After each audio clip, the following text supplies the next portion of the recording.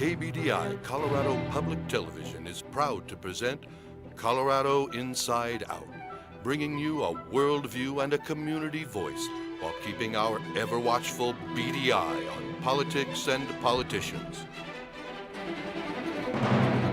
Good evening. I'm your host, NEDWARD BRAU FURROW. Welcome to Colorado Inside Out, our weekly look at the issues of this state and beyond and how they affect you, the citizen. Let's introduce our panel. We're pleased to have with us today Miss Colorado 1959, Patricia Calhoun. Miss, tell us something about yourself. Well, I am so honored to have taken over the crown from Marilyn Vanderburg, Colorado's first Miss America, a role model for all women out there, and just a great, great Colorado citizen. Ma'am, it's a pleasure to have you with us. Also with us today, Charlton Drizzlewith Kopelwitz, book review editor for the Rocky Mountain News. Good to see you, sir. Thank you very much, sir. Also with us today, Al Nakula, Rocky Mountain News beat crime reporter, always uncovering the dirt. That's right. Thank you very much. I'm very happy to be here. We're celebrating the 100th anniversary of the Rocky Mountain News this year, and with any luck, I'll be around for the 150th. And rounding out our panel, Sheldon Silverman, up-and-coming real estate attorney. Good to see you, sir. Well, thank you very much, and I do other things as well. I'm at the Sims Building, downtown Denver. Anybody want to call me? I'm in the book, and I coach some Little League, and I have 3 kids of my own. All right, let's begin our program. Topic 1, the world continues to see the spread of red communism as American relations with Cuba continue to sour since the New Year's Day takeover by rebel leader Fidel Castro. The Chinese are cracking down on protests in Tibet, forcing Buddhist leader the Dalai Lama to seek refuge in India. The Soviet Union is making deals with Iraq and Egypt in the Middle East, and in Southeast Asia, American aid to Vietnam is loose, confused, and disorganized, according to Tennessee Senator Albert Gore Sr. Can the U.S. and her allies stem the rising tide of international communism? Ms. Calhoun. Well, as you might imagine, at the Miss America pageant, I'll talk about this a lot, the girls from all 50 states now, and we all want world peace, but it doesn't look like world peace is going to be very easy now. What's happening in Cuba is shocking. It's just 90 miles from Florida. I was talking to Miss Florida. I mean, they could come over any time. In boats, they've got missiles. It's a horrifying situation. Southeast Asia, I don't really understand all of it, but I understand that all those countries could fall like dominoes. So I've been to Maury Middle School, where Mamie Dowd Eisenhower attended, and those poor kids have to have duck and cover classes because the threat is so real. So we must fight communism. Well, Mr. Drizzlewith Kopelwitz, it's certainly a challenging world out there. World peace is obviously the goal, but there are some complex circumstances internationally. Well, world peace is our goal. World domination and slavery and tyranny is the goal of the Reds. In regard to your particular questions, for Tibet, I think we're doing the right thing here in Colorado. Up where the 10th Mountain Division used to train, our government's been providing training facilities to the Tibetan patriots who want to eventually, who want to continue the guerrilla war to liberate the country from Mao. That's the right thing to do. As for Cuba, it's rather dismaying to see all the useful idiots, including those at the New York Times, who were so taken in by Fidel Castro's tour of this country a few months ago. The fact is, while he was in Washington, D.C. and New York, his brother Raul was sending an emissary over to the Soviet Union to get Marxist-Leninist political trainers and indoctrinators to help run the army.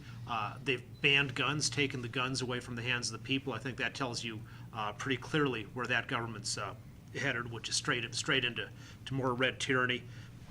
As for Albert Gore Sr., the Tennessee senator, he's probably right about the situation in Vietnam being disorganized. On the other hand, a man like him who's been a consistent segregationist in the Senate, I really wouldn't want to trust his judgment in terms of how to deal with Asiatics.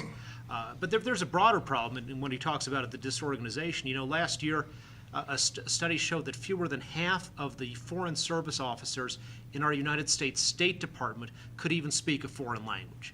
Now, they've done a crash training program, and that figure has improved, and now it's only 15% can't speak a foreign language. But it's a sign of the real lethargy and torpor of this whole Eisenhower administration. And we need to fight the Reds. Instead of having the oldest president in history, maybe we should start thinking about having the youngest one in history, Senator Kennedy's thinking about running for president. He had a great visit to Colorado recently. We need to get this country moving again with some vigor and energy in our foreign affairs instead of this lethargy that's characterized the Eisenhower term. Mr. Nakula, what do you make of this Fidel Castro character, and who do you think needs to lead this country in the future? Well, clearly, I think Ike lost us Cuba, okay? And I think the way things are going in Southeast Asia, he's going to lose us there too. They drove the French out. Eisenhower goes in with what? With advisors, nothing else. I think definitely the problems in the State Department and with our foreign policy are stemming from Eisenhower and his ineffective foreign policy. And I think maybe Richard Nixon, who's going to run, might be the man to replace him rather than some Democrat. Adlai Stevenson's going to run again, he says. He's going to be the William Jennings Bryan of the mid-century. Specifically, sir, I'm just wondering, what would you like to see happen in Southeast Asia? I think we're going to have to send combat troops at some point. I really do. I think you're right. And I think Eisenhower needs to be backing the regulars in Cuba. We need to go back to the island. We need to retake it. We can't have communism 90 miles from Key West. Key West is very important. Sir. Look, I'm not a foreign policy expert, but I've been watching this guy Nixon, the vice president. Ike doesn't like him, okay? Nobody should like him. He's a red baiter. And if we've learned anything through the 50s, remember Korea? How'd that work out for us? We're not going to get involved in Vietnam, another prolonged stalemate. What the hell? What are you thinking? And as for Cuba, I'll tell you this. I know human nature. First of all, I went to law school. So did Fidel Castro, by the way. This guy's going to be more practical than that. And there's a little thing called organized crime. They got a good thing going in Cuba. Gambling, that's the future. People like gambling, and here out west, we got this place, Las Vegas, that's getting going. That's too far for people on the East Coast. They need Cuba for gambling. No way will this Castro take charge and turn it into anything other than a gambling mecca. Well, I'd agree with you that Nixon's a scurrilous character, but you're calling him a red baiter. Wasn't he right about Alger Hiss? Are you one of those deluded people who still think Alger Hiss wasn't a communist agent? Wasn't a Soviet spy? A traitor? How many more people got caught up in that?